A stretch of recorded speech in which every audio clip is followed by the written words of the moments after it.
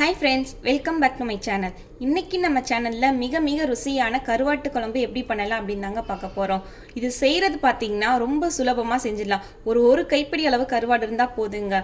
எல்லாரும் பாராட்டுற அளவுக்கு அட்டகாசமான ருசியில ரொம்ப எளிமையா செஞ்சிடலாம். வாங்க எப்படி செய்யலாம் அப்படிங்கறத பார்க்கலாம்.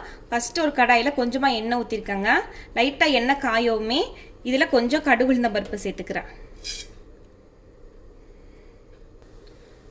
கடுகு உளுந்தம் பருப்பு பொரியுதுங்க. இப்போ கொஞ்சமாக ஒரு இந்த அளவுக்கு மட்டும் நம்ம வெந்தயம் சேர்த்துக்கலாம்.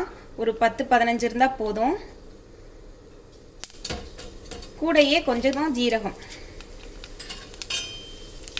இந்த மாதிரி எல்லாமே பொரிஞ்ச பின்னாடி ஒரு 10-15 சின்ன வெங்காயம் எடுத்து வச்சுருக்காங்க.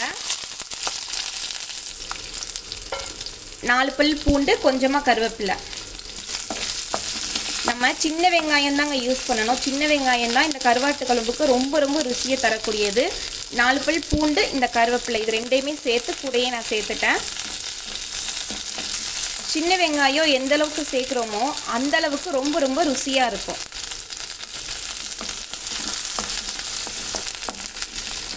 பாருங்க, இந்த மாதிரி சின்ன வெங்காயம் நல்லா வதங்கிருச்சு. வதங்கின பின்னாடி நான் கொஞ்சமாக கருவாடு இருக்கும் பார்த்தீங்களா, அதை ஒரு கையளவுக்கு மட்டும் எடுத்து நான் இந்த மாதிரி நல்லா கழுவி எடுத்து வச்சுருக்கேன். அதை சேர்த்துக்கிறேன். குச்சி கருவாட்டிலே கொஞ்சம் சின்ன சைஸாக பார்த்து எடுத்துருக்காங்க. நெத்திலி கருவாடு சொல்லுவாங்களா, அதில் சின்ன சைஸாக பார்த்து எடுத்துருக்கேன்.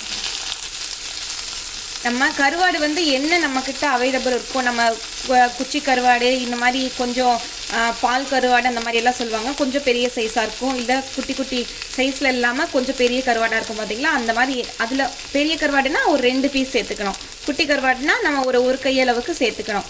நம்ம இந்த மாதிரி சேர்த்துட்டு ஒரு 2 பீஸ் சேர்த்தா கூடங்க அந்த குழம்பு பார்த்திங்கன்னா ரொம்ப சுவையாக இருக்கும்.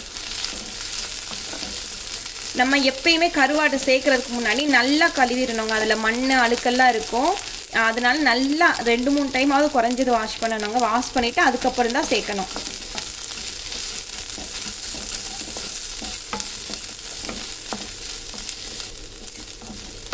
இது நல்லா ஓரளவு வதங்கினா போதுங்க. இப்போ நம்ம ஒரு தக்காளி மட்டும் சேர்த்துக்கிறேன். நான் பெரிய சைஸ் தக்காளி 1 எடுத்துருக்கேங்க. சின்னதாக இருந்தால் நம்ம 2 கூட சேர்த்துக்கலாம். நான் பெரிய சைஸுங்கிறதுனால ஒரே தக்காளி மட்டும் சேர்த்துக்கிறேன். இப்போ இதில் தேவையான அளவு உப்பு சேர்த்துக்கிறேன். நல்லா கலந்து விட்டுக்கலாம். கொஞ்சமாக மஞ்சள் பொடி. நம்ம மசால் பொடி தாங்க சேர்க்க போகிறோம். அதனால் அதிகமாக மஞ்சள் பொடி நான் சேர்க்கலை. ஏன்னா மசால் பொடியே நம்ம மஞ்சள் பொடியை எல்லாமே சேர்த்து தாங்க அரைச்சிருப்போம். இந்த தக்காளி நல்லா மசியணும். மசிகிற வரைக்கும் நம்ம வதக்கிக்கலாம். நம்ம குழந்தைங்களுக்கு பால் கொடுக்குற தாய்மார்கள் அந்த மாதிரி எல்லாம் வீட்டில் இருக்கிறாங்க அப்படின்னா கண்டிப்பாக வாரத்துக்கு ஒரு 2 முறையாவது இந்த மாதிரி கருவாட்டு குழம்பு, இல்லை கருவாடு அந்த மாதிரி எல்லாம் நம்ம சேர்க்கணுங்க. இந்த மாதிரி கருவாட்டு குழம்புல பூண்டு எல்லாமே, வெங்காயம் எல்லாமே சேர்த்து தரும்போது அவங்களுக்கு நல்லா பால் ஊறும், குழந்தைங்களுக்கும் நல்லதுன்னு சொல்லுவாங்க. அது மட்டும் இல்லை, கோல்டு டைமிங்கில் நமக்கு ஃபீவரிஷாக இருக்குது அப்படின்னா இந்த மாதிரி கருவாட்டு குழம்பெல்லாம் நம்ம செஞ்சு சாப்பிடும்போது அந்த கோல்டு, அந்த ஃபீவர் எல்லாம் நல்லா குறையுங்க. நம்ம பழைய காலத்துலலாம் யாருங்க மருந்து மாத்திரை நனைஞ்சாங்க, உணவே மருந்து, அந்த மாதிரி தாங்க இருந்தாங்க. நம்ம சாப்பிட்ற சாப்பாட்டுலேயுமே எல்லாத்தையும் சரி பண்ணாங்க.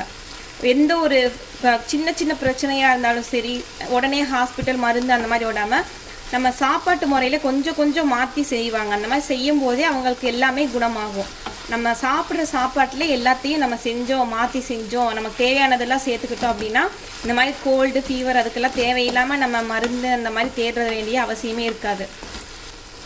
நான் ஏற்கனவே இந்த கருவாட்டு ஃப்ரை எப்படி பண்ணலாம், அதாவது கருவாட்டிலேயுமே நம்ம கருவாடை வதக்கி நல்லா செய்வாங்கங்க. அது எப்படி பண்ணுறது அப்படின்னு சொல்லிட்டு என்னோடய வீடியோவில் போட்டிருக்கேன் ஏற்கனவே என்னோடய சேனலில். நீங்கள் இன்னும் பார்க்கலைன்னா அந்த மெத்தட்லையும் நீங்கள் செஞ்சு பாருங்கள். ரொம்ப சுவையாக இருக்கும். நம்ம டக்குன்னு செஞ்சிடலாம். ஒரு 2 நிமிஷம் கூட ஆகாது அந்த மெத்தடில் நீங்கள் பண்ணும்போது. நீங்கள் டக்குன்னு ஒரு 2 நிமிஷத்தில் சைடிஷ் வேணும் அப்படின்னா இந்த மாதிரி கருவாடு இருந்தால் போதும். ரொம்ப சூப்பரான சைடிஷ். அது மட்டும் இல்லை, ரொம்ப டேஸ்ட்டாக இருக்குங்க. எல்லாருக்கும் பிடிச்ச மாதிரி சைடிஷ் கூட நம்ம பண்ணிடலாம். பாருங்கள், இந்த மாதிரி தக்காளி வதங்கின பின்னாடி நான் மசால் பொடி சேர்த்துக்கிறேன். மசால் பொடி நம்ம காரத்துக்கு ஏற்ற மாதிரி நம்ம சேர்த்துக்கலாம். சேர்த்துட்டு இதையும் நல்லா வதக்கிக்கலாம். அந்த மசாலோட பச்சை வாசனையெல்லாம் ஓரளவு போகணும், போகிற வரைக்கும் நம்ம வதக்கிக்கணுங்க.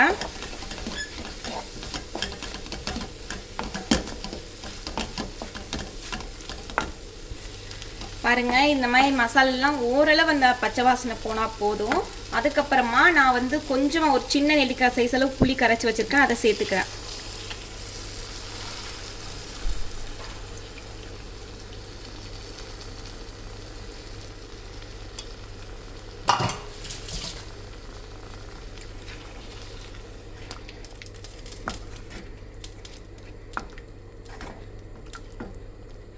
இப்போ இதில் நான் தேவையான அளவு தண்ணி சேர்த்துக்கிறேங்க.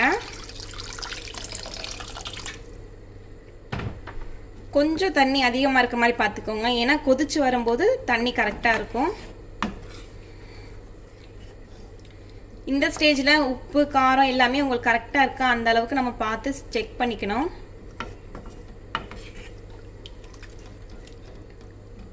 பாருங்கள், தண்ணியாக இருக்கிற மாதிரி தான் தெரியும், ஆனால் கொதிச்சு வரும்போது எல்லாம் கரெக்டாக இருக்கும். ஒரு 5 நிமிஷம் கொதிச்சா போதுங்க. மூடி வச்சு ஒரு 5 நிமிஷம் கொதிக்க விடலாம்.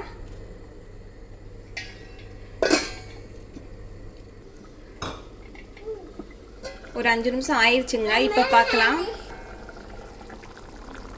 பாருங்க, நல்லா கொதிச்சிருச்சு. இப்போ நம்ம ஆஃப் பண்ணிடலாம். ஒரு 5லேருந்து 10 நிமிஷம் இந்த மாதிரி நல்லா கொதிச்சு வரணுங்க. கொதிச்சு வந்த பின்னாடி நம்ம ஆஃப் பண்ணிடலாம். அந்த மசாலாவோட பச்சை வாசனை எல்லாமே நல்லா போயிருங்க. இந்த கொதிக்கும் போதே ஃபஸ்ட்டு நம்ம வதக்கும் போதே போயிருக்கும் ஓரளவு, அதுக்கப்புறமா இந்த மாதிரி கொதிக்கும் போதும் நல்லா போயிருக்கும். பாருங்கள், ரொம்ப சூப்பராக ரெடி ஆயிருச்சு. கண்டிப்பாக ட்ரை பண்ணி பாருங்கள், ரொம்ப ரொம்ப சுவையாக இருக்கும். எங்கள் வீட்டில் காய்ச்சல் அந்த ஒரு மாதிரி கோல்டாக இருக்குது அப்படின்னா நாங்கள் கண்டிப்பாக கருவாட்டு குழம்பு இல்லை கருவாடு அந்த ஃப்ரை பண்ணியிருப்போம் பார்த்தீங்களா, அது ஏதாச்சும் பண்ணிடுவாங்க. பண்ணும்போது கருவாடு ஃப்ரைலாம் நல்ல பெப்பர் நிறையா சேர்த்துக்கிட்டாலே போதுங்க. நம்ம நார்மலாக அந்த கோல்டு ஃபீவர் அந்த மாதிரி இருக்கிறதெல்லாம் டக்குன்னு அப்படியே உடனே கேட்குற மாதிரி இருக்குங்க. கோல்டு யாருக்காச்சும் இருந்ததுன்னா செய்யும்போது கிட்ட கூட்டிகிட்டு வந்து கூட நிற்க வைங்களேன், அந்த ஸ்மெல்லுக்கே அவங்க மூக்கடைப்பு எல்லாமே கொஞ்சம் கிளியர் ஆகிற மாதிரி ஃபீல் ஆகுங்க. ரொம்ப சூப்பராக இருக்கும், சுவை ரொம்ப அட்டகாசமாக இருக்கும். கண்டிப்பாக ட்ரை பண்ணி பாருங்கள். ஓகே, தேங்க்யூ ஃபார் வாட்சிங்.